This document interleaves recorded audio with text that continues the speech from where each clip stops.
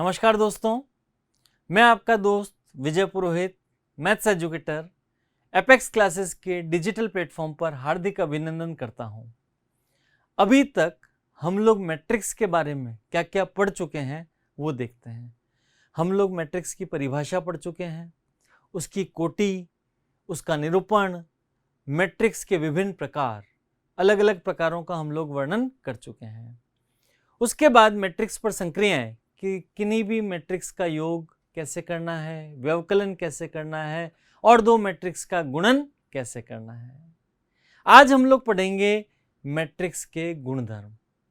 गुणधर्म पढ़ने से पहले मैं एक प्रश्न करवा देता हूं ताकि वो पार्ट हमारा रिवाइज हो जाए कि कैसे हमें योग और गुणन करना है। तो शुरुआत करते हैं सबसे पहले प्रश्न से। मुझे क्वेश्चन दिया हुआ a बराबर 3 - 2 4 - 2 और a² बराबर k - 2i2 हो तो हमें k का मान ज्ञात करना है। तो सबसे पहली बात मुझे क्या ज्ञात करना पड़ेगा, a² ज्ञात करना है। पहले a² ज्ञात करता हूं, फिर दोनों तरफ तुलना करके k का मान ज्ञात करते हैं। तो सबसे पहले a², तो a² बराबर कैसे करेंगे हम लोग, a इंटू a मीन्स 3 - 2 4 - 2 और इसका गुणन वापस इसी से कर दें तो क्या हो जाएगा 3 - 2 4 - 2। अब ध्यान से समझते जाएं, हमने अभी गुणन पढ़ा है और इसी को आगे बढ़ाते हैं तो क्या मिलने वाला है, पहली पंक्ति का गुणा पहले स्तंभ से तो क्या हो जाएगा 3 × 3 9 -8 आ गया। अब पहली पंक्ति का गुणा दूसरे स्तंभ से तो क्या हो जाएगा -6 + 4, फिर यहां पे 4 × 3 12 और यहां पर -8, फिर -8 + 4।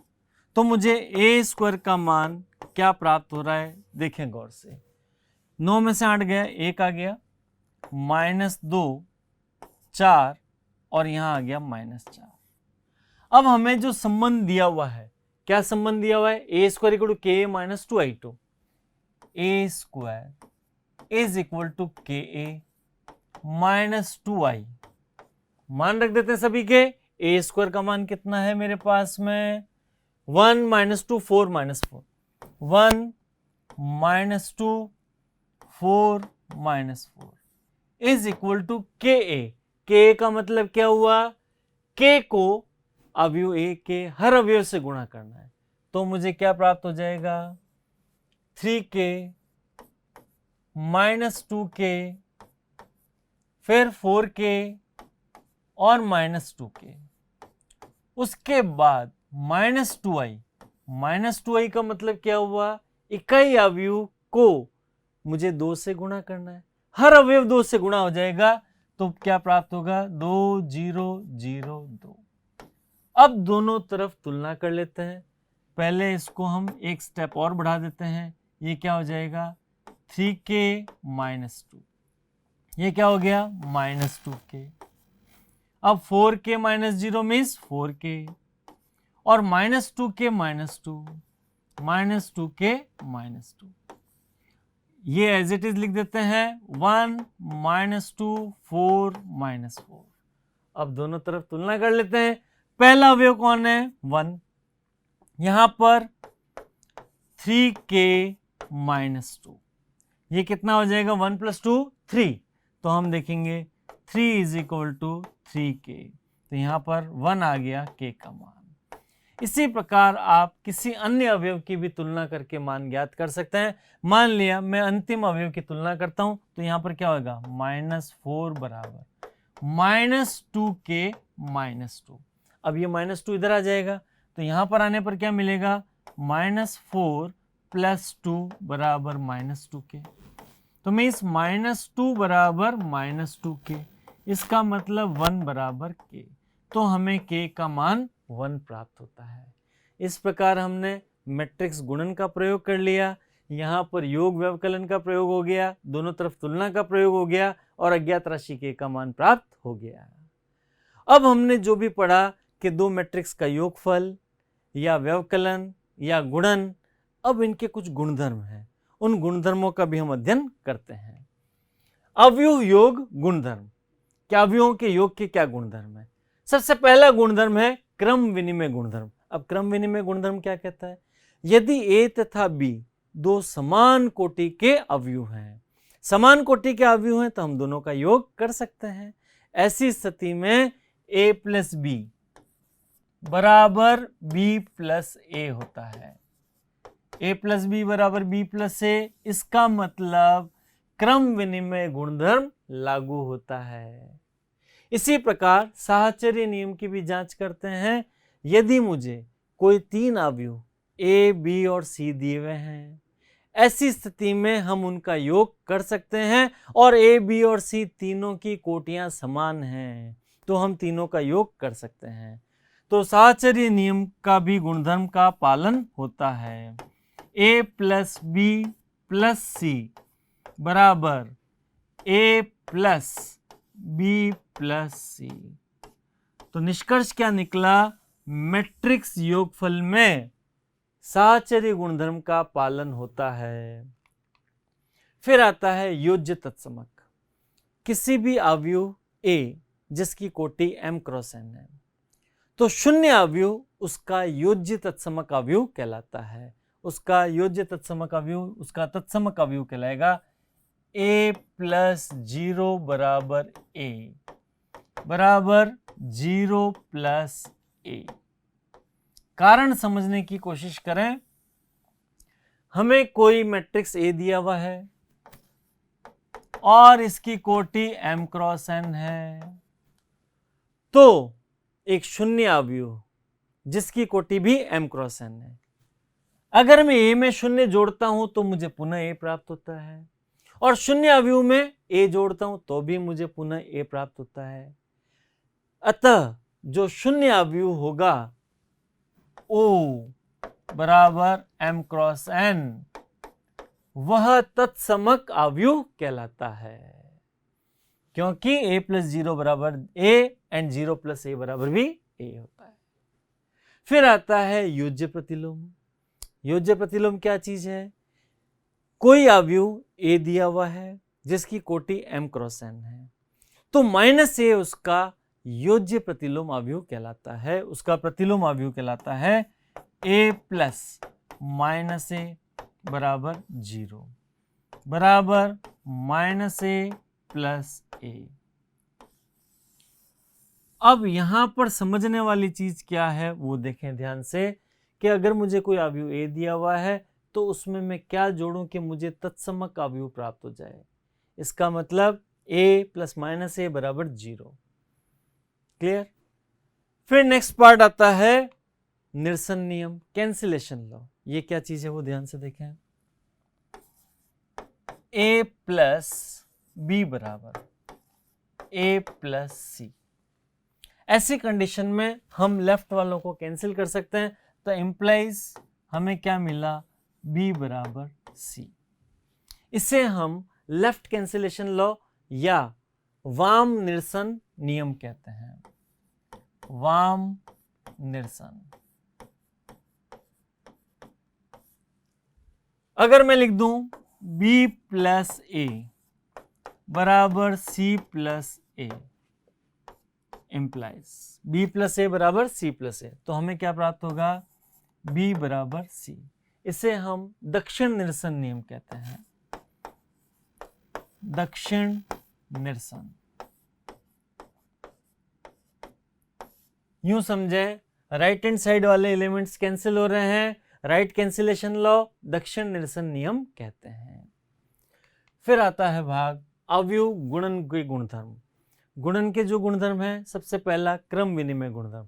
अब क्रम विनिमय गुणधर्म का पालन होता है या नहीं होता वो देखते हैं। सामान्यतः हम देखते हैं मैट्रिक्स A को यदि मैं B से गुणा करता हूं तो AB not equal to BA प्राप्त होता है। AB not equal to BA। कुछ स्थितियां ऐसी होती हैं जैसे मैं A का B से गुणा करता हूं, A का B से गुणन संभव है लेकिन B का A से गुणन संभव नहीं है, तो क्रम विनिमय लागू हो ही नहीं सकता।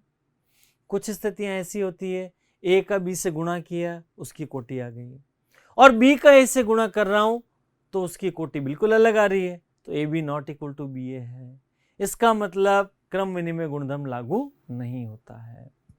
एक खास बात नोट करने वाली है, कुछ विशेष परिस्थितियों में ए बी बराबर बी ए प्राप्त हो सकता है, क्लियर, लेकिन हम कहेंगे क्रम विनिमय गुणधर्म लागू नहीं होता। फिर आता है साहचर्यता नियम। यदि हमें ए, बी और सी तीन अवयव दिए हुए हैं जिनमें ए का बी से गुणन संभव है और बी का सी से गुणन संभव है, तो ए बी इंटू सी बराबर ए इंटू बी सी, इसमें भी साहचर्य नियम का पालन होता है। तो हम क्या कहेंगे, अवयव गुणन में साहचर्यता का पालन होता है। फिर आता है तत्समकता। कोई भी अवयव ए दिया हुआ है, उसको मैं इकाई अवयव से गुणा करूं तो वापस मुझे ए प्राप्त हो जाता है, या इकाई अवयव को ए से गुणा करूं और मुझे वापस ए प्राप्त हो जाए। इसका मतलब अगर कोई अवयव ए दिया हुआ है तो इकाई अवयव उसका तत्समक अवयव कहलाता है। तो यहां हम कहेंगे आई ए बराबर ए बराबर ए आई। तो आई को हम इकाई अवयव को तत्समक अवयव कहते हैं। यहां पर ए कोई वर्ग अवयव है और यहां पर आई भी वर्ग अवयव है। बंटनता, अगर मुझे तीन अवयव ए, बी और सी दिए हुए हैं तो बंटन गुणधर्म का पालन होता है यदि आवश्यक योग और गुणन संभव हो। कैसे, वो देखें आप ध्यान से। ए इंटू बी प्लस सी बराबर क्या हो जाएगा, ए बी प्लस ए सी। ये गुणधर्म पढ़ रहे हैं, इनसे संबंधित बोर्ड परीक्षा में कोई प्रश्न नहीं पूछा गया है, लेकिन हम सभी गुणधर्मों का ज्ञान अवश्य करेंगे। ए इंटू बी प्लस सी बराबर ए बी प्लस ए सी। फिर आता अवयव अदिश गुणन के गुणधर्म। अब यहां पर देखें, मुझे कोई दो अवयव ए और बी दे रखे हैं और मुझे कोई दो अदिश राशियां या अचर संख्याएं के तथा एल दे रखे हैं, तो कौन कौन से गुणधर्म लागू होते हैं वो आप ध्यान से देखें। मुझे दिया गया है नंबर 1, के और एल कोई दो अचर राशियां हैं, के प्लस एल इंटू ए दे दिया, तो साधारण गुणा हो जाएगा, क्या हो जाएगा, के ए प्लस एल ए। इसी प्रकार से अगर हम कह दें के इंटू ए प्लस बी, तो हमें क्या मिल जाएगा, के ए प्लस के बी। अगर हमें कह दें एल इंटू के ए, मीन्स एक अचर राशि बाहर है और के का ए से गुणन किया, तो वो किसके बराबर आएगा, के इंटू एल ए बराबर एल के इंटू ए। ये इसके गुणधर्म है अदिश गुणन के, हमें अच्छे से प्राप्त हो गए हैं। क्लियर। अगला इंपॉर्टेंट पार्ट है गुणन प्रतिलोम अवयव। अब गुणन प्रतिलोम अवयव क्या है, यदि दो मैट्रिक्स ए और बी हैं, दोनों की कोटियां समान हैं, मैं ए का बी से गुणन करता हूं और मुझे इकाई अवयव प्राप्त हो जाता है।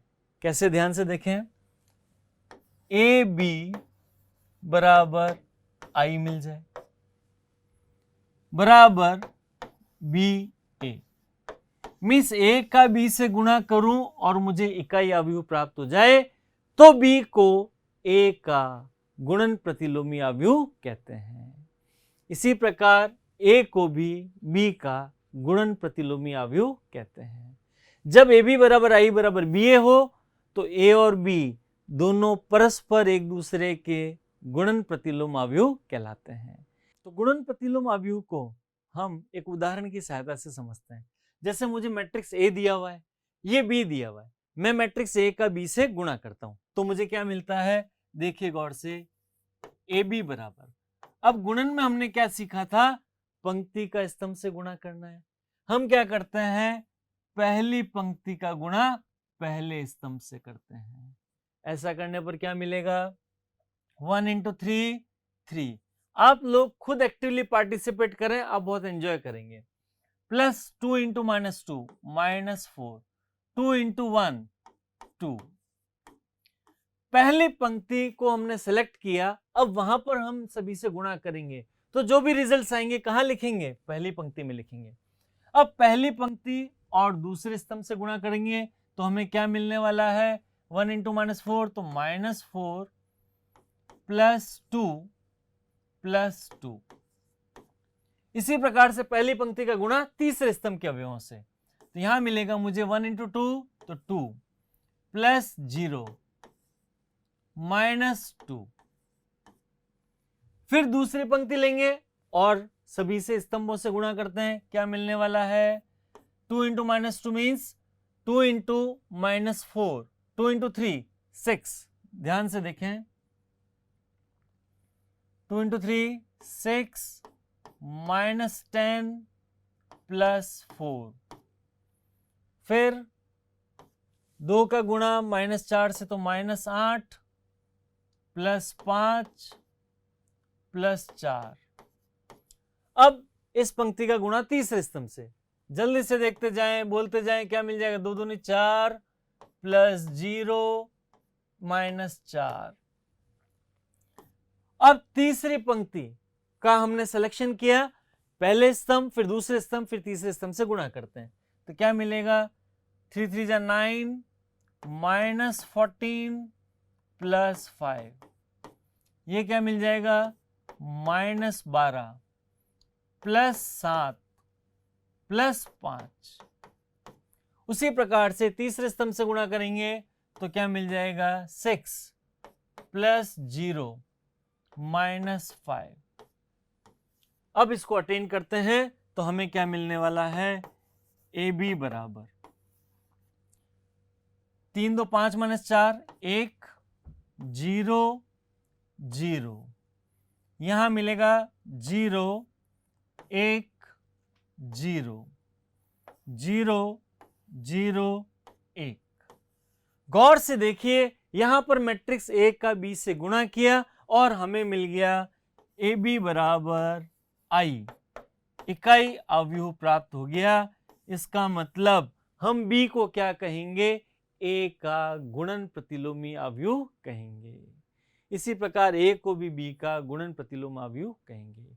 हम B का A से गुणा करें और वो भी I आ जाएगा, तो फिर वो क्या प्राप्त होगा?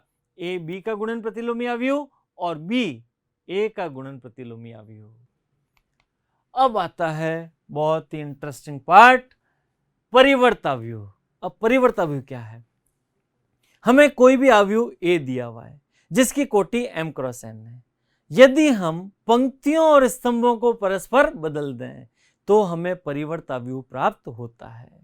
इसे हम a डैश या a की घात t से निरूपित करते हैं।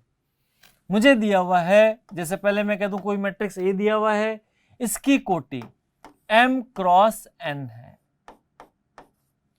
तो इसका जो ट्रांसपोज होगा उसे मैं a की घात t या a डैश से निरूपित करूंगा और इसमें हम पंक्तियों और स्तंभों को परस्पर बदल देंगे तो a ट्रांसपोज जो मिलेगा उसकी कोटि होगी n क्रॉस m। एक उदाहरण द्वारा हम इसको अच्छे से समझने का प्रयास करते हैं। हमें दिया हुआ है a बराबर, मान लिया 3 -2 7 4 6 8। अब इसकी कोटि क्या है? 2 पंक्तियां और 3 स्तंभ, तो 2 क्रॉस 3। अब मैं इसका ट्रांसपोज करता हूं, इसको ध्यान से समझने का प्रयास करें। इसका परिवर्त अवयव ज्ञात करना चाह रहा हूं। पहली पंक्ति कौन है? 3 - 2 7 है, उसको मैं क्या बना दूंगा? पहला स्तंभ बना दूंगा। तो पहला स्तंभ बनेगा तो क्या होगा? 3 - 2 7। दूसरी पंक्ति कौन है? 4 6 8 4 6 8। अब यहां पर इसकी कोटि कौन थी? 2 क्रॉस 3। अब कोटि क्या बन जाएगी? 1 2 3, 3 पंक्तियां हो गई तो 3 क्रॉस 2। इस प्रकार हम किसी भी दी गई अवयव का परिवर्त अवयव ज्ञात कर सकते हैं। फिर आता है परिवर्त अवयव के गुणधर्म। अब परिवर्त अवयव के गुणधर्म है वो ध्यान से समझने का प्रयास करें। मुझे दिया हुआ है नंबर 1, कोई भी अवयव दिया हुआ है, मैंने उसका परिवर्त अवयव ज्ञात कर लिया, ए ट्रांसपोज ज्ञात कर लिया। अगर उसका पुनः परिवर्त करेंगे तो हमें वापस वही अवयव ए प्राप्त हो जाएगा। अगर मुझे दिया हुआ है a प्लस बी, मैंने a और b का योग कर लिया और उसका परिवर्त ज्ञात करता हूं तो a transpose plus b transpose प्राप्त होगा।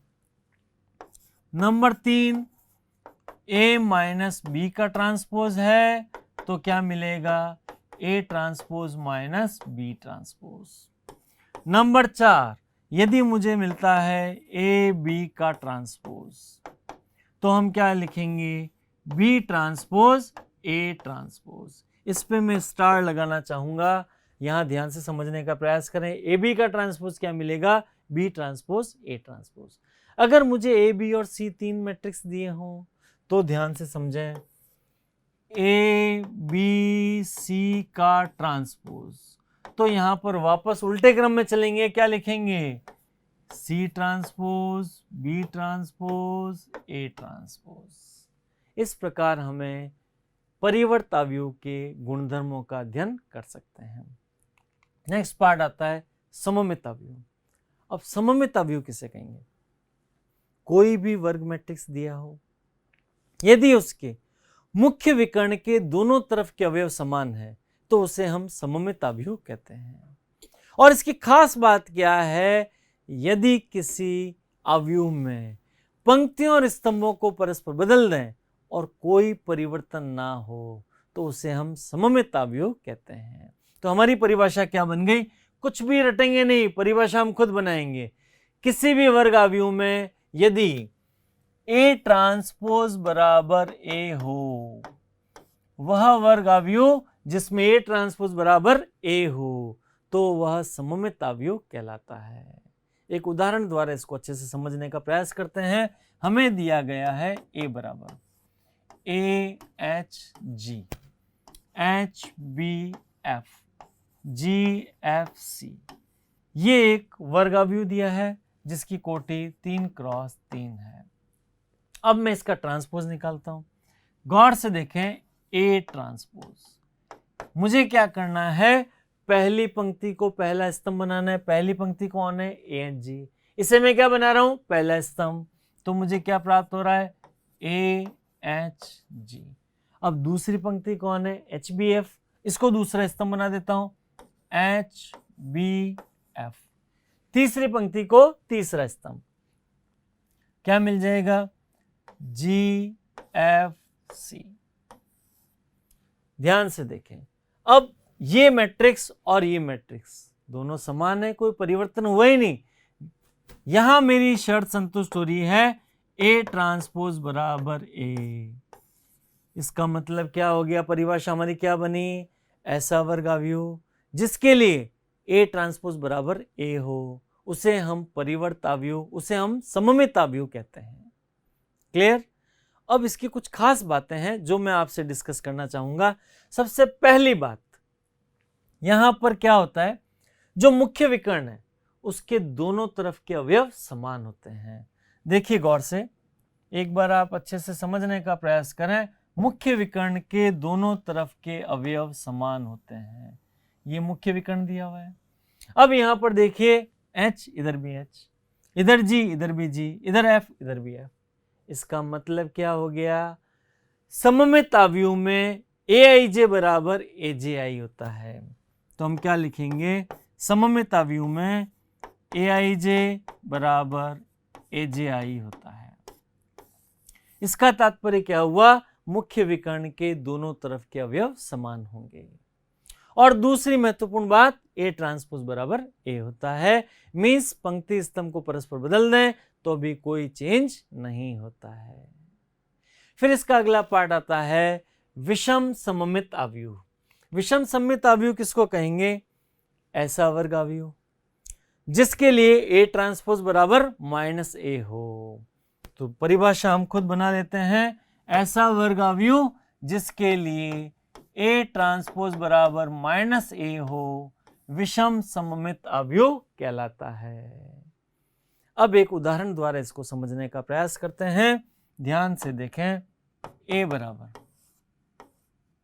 0HG H0 F G F 0 अब यहाँ पर खास बात की माइनस का लगा दिया, ये प्लस रहेगा, यहाँ माइनस और ये वाला माइनस, ये मुख्य विकर्ण।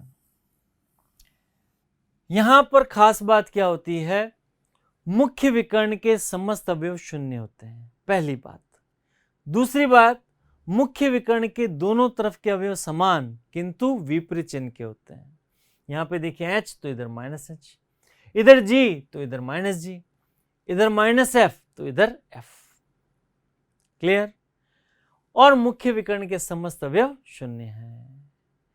इसके लिए कंडीशन हो गई A ट्रांसपोज बराबर माइनस ए। उसको हम चेक करते हैं। सबसे पहले मैं क्या निकालना चाहूंगा, A ट्रांसपोज निकालता हूं। देखिए गौर से, पंक्तियों और स्तंभों को परस्पर बदल देंगे तो A ट्रांसपोज क्या मिला। सबसे पहली बात, पहली पंक्ति 0 माइनस एच माइनस जी, इसको मैं पहला स्तंभ बना देता हूं। तो क्या लिख देता हूं, 0 माइनस एच माइनस जी। अब दूसरी पंक्ति H0F है तो इसको मैं दूसरा स्तंभ बना लेता हूं, H0F। तीसरी पंक्ति है G माइनस एफ 0, इसको तीसरा स्तंभ बना लेता हूं। तो यहां लिख लेंगे G माइनस एफ 0। अब देखिए यहां पर मैं सभी अवयवों में से माइनस कॉमन ले लेता हूं। माइनस कॉमन लेने पे क्या मिला, मीन्स सभी के निशान चेंज हो जाएंगे। तो 0 माइनस एच माइनस जी, H0F, यहां पे हो जाएगा G माइनस एफ 0 और ये A ट्रांसपोज। अब गौर से देखें यहां पर A ट्रांसपोज बराबर ये वही अवयव है जो A दिया गया है, तो A ट्रांसपोज बराबर क्या मिल रहा है, माइनस A। अतः यह विषम सममित अवयव का उदाहरण है। तो विषम सममित अवयव की खास बातें क्या क्या हो गई। सबसे पहली बात, मुख्य विकर्ण के समस्त अवयव शून्य होंगे। दूसरी बात, Aij बराबर माइनस AJ मीन्स मुख्य विकर्ण के दोनों तरफ के अवयव समान किंतु विपरीत चिन्ह के।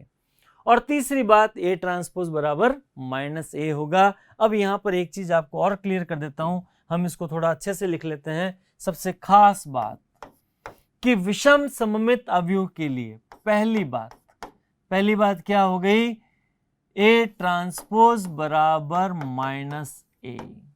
दूसरी बात क्या हो गई, Aij बराबर माइनस ऑफ AJI। इसका मतलब क्या हुआ, मुख्य विकर्ण के दोनों तरफ के अवयव समान हैं किंतु विपरीत चिन्ह के हैं। दोनों तरफ के अवयव समान किंतु विपरीत चिन्ह के। और तीसरी बात मैं लिख रहा हूं, Aij बराबर 0 यदि I बराबर J। Aij बराबर 0 यदि I बराबर J का मतलब क्या हुआ, मुख्य विकर्ण के समस्त अवयव शून्य होंगे। ये तीनों शर्तें संतुष्ट करने वाला अवयव विषम सममित अवयव कहलाता है। अब सममित और विषम सममित अवयव के गुणधर्म देखिए गौर से। सबसे पहली बात, अगर मुझे कोई भी वर्ग मैट्रिक्स A दिया हुआ है तो number 1 A plus A transpose सममित होगा। नंबर 2, मुझे वर्ग मैट्रिक्स A दिया हुआ है, ऐसी स्थिति में A प्लस A ट्रांसपोज कैसा होगा, सममित होगा। दूसरी बात, A इंटू A ट्रांसपोज या A ट्रांसपोज इंटू A भी सममित होगा। इन्हें हम प्रश्नों की सहायता से सिद्ध कर सकते हैं। और तीसरी महत्वपूर्ण बात, A माइनस A ट्रांसपोज विषम सममित होगा, विषम सममित होगा। और चौथा महत्वपूर्ण गुणधर्म क्या है, किसी भी वर्ग अवयव A को हम एक सममित और विषम सममित अवयव के योग के रूप में लिख सकते हैं। क्या मतलब हुआ, मैं ऐसा लिख सकता हूं, A बराबर A प्लस A ट्रांसपोज बटा 2 plus A minus A transpose बटा 2। अब ये क्या हो गया, सममित और विषम सममित दोनों का कॉम्बिनेशन हो गया। देखिए गौर से, यहां पर मैं क्या लिख सकता हूं, ए प्लस ए ट्रांसपोज कैसा होता है? सममित होता है। और ए माइनस ए ट्रांसपोज कैसा होता है? विषम सममित होता है। तो ये वाला होगा सममित भाग और ये वाला पार्ट होगा विषम सममित भाग। मेरे ख्याल से बात आप सभी को अच्छे से समझ में आ गई होगी। फिर इसका नेक्स्ट पार्ट आता है, इसी की प्रॉपर्टी को समझने के लिए एक अच्छा सा सवाल करते हैं। जैसे मुझे दे रखा है, यदि अवयव ए बराबर ये एक विषम सममित अवयव है तो ए तथा बी के मान ज्ञात कीजिए। मुझे ए और बी के मान ज्ञात करने हैं। और दे रखा है कि विषम सममित अवयव है। विषम सममित अवयव की कंडीशन क्या थी? ए ट्रांसपोज बराबर माइनस ए। तो हम कंडीशन लगा देते हैं ए ट्रांसपोज बराबर माइनस ए। ए ट्रांसपोज के लिए क्या करना पड़ेगा? पंक्तियों और स्तंभों को परस्पर बदलना है। तो पहली पंक्ति को पहला स्तंभ बना लेते हैं। कौन दिया हुआ है? 0 a -3। दूसरी पंक्ति को दूसरा स्तंभ 2 0 -1। तीसरी पंक्ति को तीसरा स्तंभ b 1 0 is equal to -a। तो a क्या दिया हुआ? यही 0 a -3 2 0 -1 b 1 0। अब हम दोनों तरफ तुलना कर लेते हैं। दोनों तरफ तुलना करके अज्ञात राशियों का मान ज्ञात कर लेते हैं। तुलना करने पे हमें क्या मिलता है? देखें, 0 बराबर 0 है तो यहां पर क्या होगा? 2 बराबर -a या a बराबर -2। इसी प्रकार से जो दूसरा पार्ट है b, तो यहां पे मुझे क्या मिल रहा है? b बराबर -3 मीन्स b बराबर 3। इस प्रकार हमने गुणधर्म का प्रयोग करते हुए अज्ञात राशि a और b का मान ज्ञात कर लिया। अगला क्वेश्चन देखते हैं। यदि मुझे एक अवयव a दिया हुआ है, b दिया हुआ है, तो सिद्ध करना है ab ट्रांसपोज बराबर b ट्रांसपोज a ट्रांसपोज। यह प्रश्न बोर्ड परीक्षा में पूछा गया प्रश्न है। ध्यान से समझने का प्रयास करें। सबसे पहला पार्ट मुझे क्या करना पड़ेगा? ab ज्ञात करना पड़ेगा। मीन्स मैट्रिक्स a का b से गुणा करते हैं। 2 4 -1 3। अब यहां सबसे बड़ी गड़बड़ क्या होती है? हम लोग जल्दबाजी में कैलकुलेशन मिस्टेक कर लेते हैं, जिससे हमें बचना है। ये मैट्रिक्स ए दिया हुआ है, ये मैट्रिक्स बी दिया हुआ है, 1 -1 2 एंड 5। पहले मैट्रिक्स ए का बी से गुणा करता हूं तो मुझे क्या प्राप्त होगा? पहली पंक्ति का पहले स्तंभ से गुणन, तो कितना होगा? 2 + 4 2 8।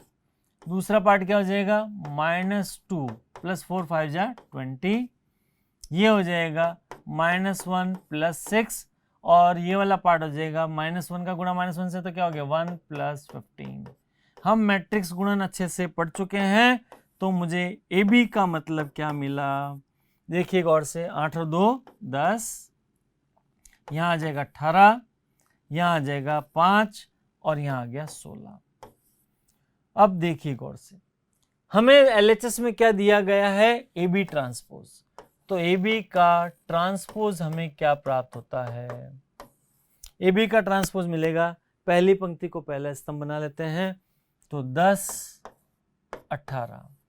दूसरी पंक्ति को दूसरा स्तंभ बना लेते हैं, 5 और यहां मिला 16। देखिए गौर से, अब हमने पहली पंक्ति को पहला स्तंभ बना दिया, दूसरी पंक्ति को दूसरा स्तंभ बना दिया। ये हो गया हमारा एलएचएस वाला पार्ट। अब हमें क्या करना है? आरएचएस को सॉल्व करना है। अगर एलएचएस बराबर आरएचएस आ जाते हैं तो हमारा पार्ट सिद्ध हो जाएगा। अब आरएचएस पार्ट देखते हैं। आरएचएस पार्ट में क्या है? B transpose into A transpose. B transpose means पहली पंक्ति को पहला स्तंभ बना लें, क्या मिलेगा? 1 -1 2 5। ए ट्रांसपोज मीन्स पहली पंक्ति को पहला स्तंभ, 2 4 -1 3। अब यहां पे क्या होगा? पहली पंक्ति का गुणा पहले स्तंभ से, तो 1 × 2, तो क्या मिला? 2 + 8। पहली पंक्ति का गुणा दूसरे स्तंभ से, तो क्या मिलेगा? -1 + 6। अब दूसरी पंक्ति का चयन किया और पहले स्तंभ से गुणा करेंगे, तो क्या होगा? -2 + 20। अब इसका गुणा इस स्तंभ से, तो क्या हो जाएगा? 1 + 15। इसको हम जोड़ते हैं तो क्या मिला? 8 और 2 10, 5 18, ये आ गया 16। ये प्राप्त हुआ में B transpose into A transpose. अब एक बार जांच लेते हैं, हमें जो RHS मिला है 10, 5, 18, 16 और जो LHS मिला था वह भी था 10, 5, 18, 16। LHS और RHS दोनों बराबर हैं, इसका मतलब हमने प्रश्न को सही किया है, उत्तर हमें प्राप्त हो गया है। आज हम लोगों ने क्या क्या पढ़ा, ध्यान से समझें।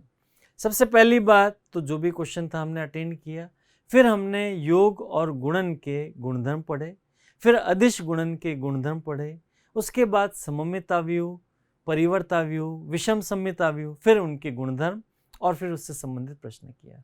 मेरे ख्याल से आज का लेक्चर आपको अच्छे से समझ में आ गया होगा। आप इसका अभ्यास करें, अगले लेक्चर में मिलते हैं। Thank you. सब्सक्राइब करें हमारा apex classes edutech YouTube channel, साथ ही बेल आइकन को क्लिक करना बिल्कुल ना भूलें ताकि आगे आने वाले सभी यूट्यूब वीडियोस की अपडेटेड नोटिफिकेशंस सबसे पहले आपको मिले। Apex classes edutech, subscribe now.